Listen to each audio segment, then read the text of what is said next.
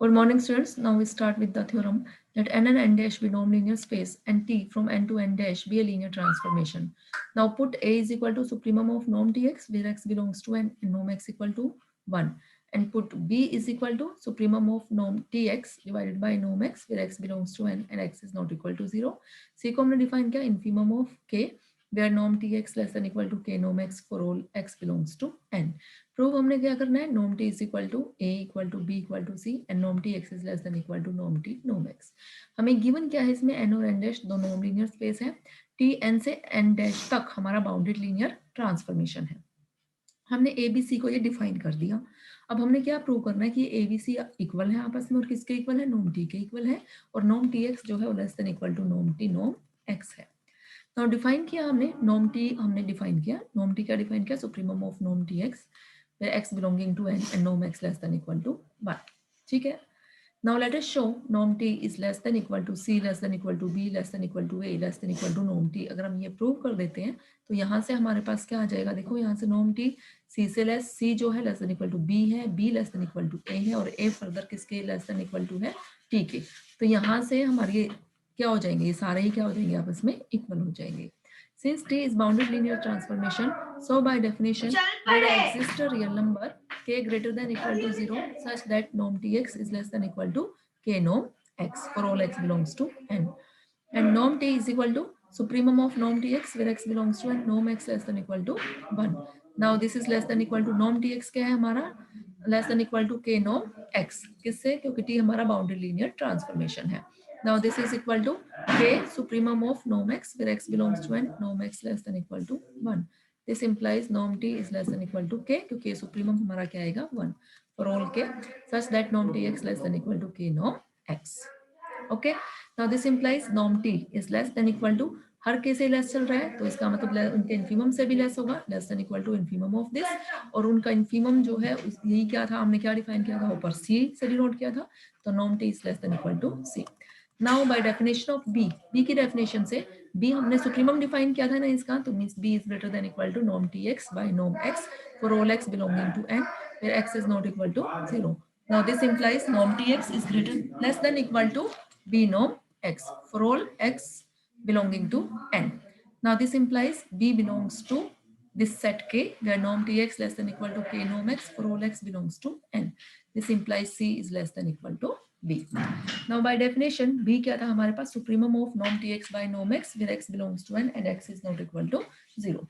Now this is equal to supremum of norm T of x by norm x where x belongs to n, x is not equal to 0 where x by norm x has the norm 1, क्योंकि अगर इसकी norm लोगे तो norm x by norm x क्या हो जाएगा 1 हो जाएगा।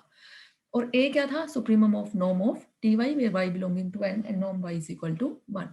This implies b is less than equal to a. Now by definition a is equal to supremum of norm tx where x belonging to n and norm x equal to 1.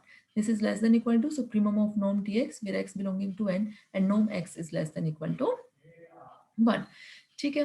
Now this is equal to norm T, ये norm T की definition है, तो इसका मतलब A क्या हो गया less than equal to norm T. So we have norm T is less than equal to C less than equal to B less than equal to A and A is less than equal to norm T. Then by this result, क्योंकि end point same है इसका मतलब बीच के भी सारे equal हो जाने चाहिए, तो नॉर्म टी किसके इक्वल हो गया, ए बी और सी के इक्वल हो गया। Now we show norm tx is less than equal to norm t into norm x. Now from definition of b, b क्या था सुप्रीमम था इन सब टर्म्स का, तो b सुप्रीमम था तो क्या होगा ग्रेटर देन, इन सबसे ग्रेटर होगा, b is greater than equal to norm tx by norm x where x belonging to n. This implies norm tx is less than equal to b norm x and this implies norm tx is less than equal to norm t norm x for all x belongs to n.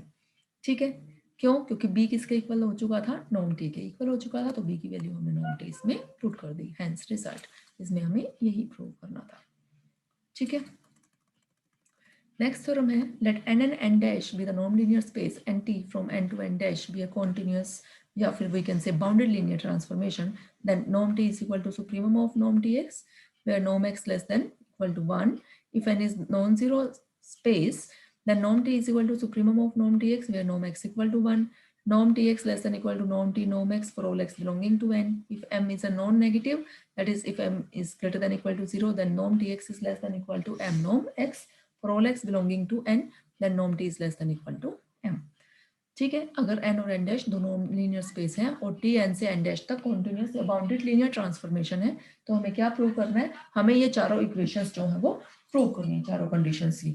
Bye definition of norm, norm की definition से norm t हमारे पास क्या है, supremum, हम first condition को लेके चल रहे हैं, supremum of norm tx where x belonging to n, norm x is equal to sorry less than equal to 1। Let k is equal to, हमने इसको किससे डिनोट, k को k क्या लिया हमने, supremum of norm tx where norm x is less than 1, इसको हमने किसके से डिनोट किया है, k से। क्लियरली नॉर्म t हमारा क्या आएगा, greater than equal to k, क्यों, क्योंकि नॉर्म t जो है उन सब टर्म्स का सुप्रीमम है जहां नॉर्म x क्या चल रहा है, लेस देन इक्वल टू 1 चल रहा है, और ये जो k है वो किसका सुप्रीमम है, वो हमारा सुप्रीमम नॉर्म tx का है वेयर नॉर्म x जो है वो हमारा लेस देन 1 है। Now clearly norm t is less than equal to k. Now we show k is greater than equal to norm t. ये दिखाने के लिए let x belongs to m, then for each epsilon greater than 0 the vector y हमने यहाँ क्या consider किया, x by norm x plus epsilon. This has the norm less than 1. आप इसकी norm कंसिडर करो, norm y is equal to norm x divided by norm of this, here denominator is greater than numerator, so norm जो आएगी y की वो क्या होगी आपकी, less than 1. This implies norm tx is less than equal to k norm x plus epsilon. Since epsilon greater than 0 is arbitrary, तो limiting case में norm tx is less than equal to k norm x.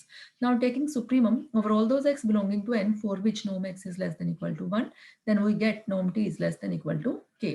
This implies norm t is equal to k. Hence norm t is equal to supremum of norm tx for all those x where norm x is less than 1. Okay. Second, since second part में हम क्या लेके चल रहे हैं, since n is not equal to 0 subspace, so there exists a vector in n whose norm is unity.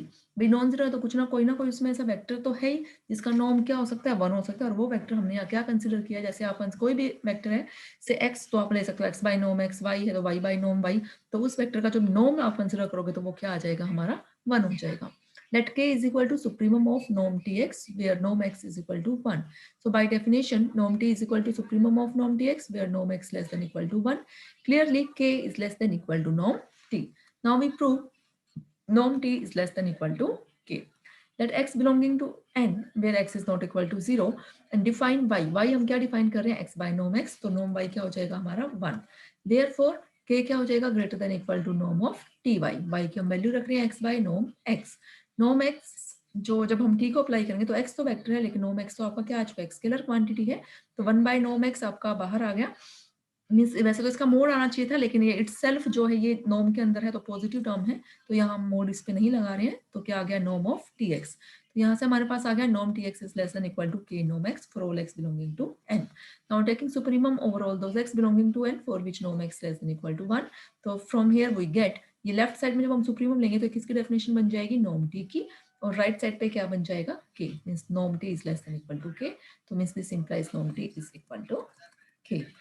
Third में हमें क्या प्रूव करना है, norm T X less than equal to norm T into norm x for all X belongs to N. If x is equal to 0 then nothing to prove, क्योंकि अगर x 0 हुआ तो t को जब 0 पे अप्लाई करोगे, क्योंकि वो लीनियर मैप है तो 0 ही आएगा, और राइट साइड पे भी 0 ही आएगा, तो हम क्या कंसिडर कर लेते हैं, x is not equal to 0, x non 0 है। डिफाइन क्या हमने y हमने क्या डिफाइन किया, x by norm x, then norm y is equal to 1। By definition norm t is equal to, क्या डेफिनेशन है नॉर्म टी की, supremum of norm T X for which norm x less than equal to, means हमने वो x लेने हैं जहाँ norm x हमारा क्या है, लेस देन इक्वल टू 1 है। नाउ ये जो सुप्रीमम है सब टर्म्स का, नॉर्म टी एक्स का सुप्रीमम है तो हर एक से ग्रेटर होगा, means greater than equal to norm of T Y. Y की हमने वैल्यू रखी है एक्स बाय नॉर्म एक्स, इसको हमने सॉल्व किया जैसे हमने ऊपर किया था, तो 1 बाय नॉर्म एक्स हमारा बाहर एज अ स्केलर बाहर आया, नॉर्म ऑफ टी एक्स, तो क्या आ गया, norm T norm X greater than equal to norm T X, means that is norm T X less than equal to norm T norm x for all x belonging to n. Next part देखो, if m is greater than equal to 0 and norm tx less than equal to m norm x for all x belonging to n, तो हमें prove क्या करना है, norm t is less than equal to m। तो क्या ले लो, सिर्फ just आप सुप्रीमम ले लो इसका दोनों side, now taking supremum over all those x belonging to m for which norm x less than equal to 1। जैसे ही आप सुप्रीमम लेते हो तो लेफ्ट हैंड साइड आपकी क्या बन जाएगी, नॉर्म t बन जाएगी, और राइट हैंड साइड में नॉर्म सुप्रीमम लोगे उन x का जिसका norm x less than equal to 1 है, तो क्या बचेगा आपके पास, m ही आएगा, तो क्या आ जाएगा, norm t is less than equal to m। Okay students, बाकी हम नेक्स्ट लेक्चर में डिस्कस करेंगे।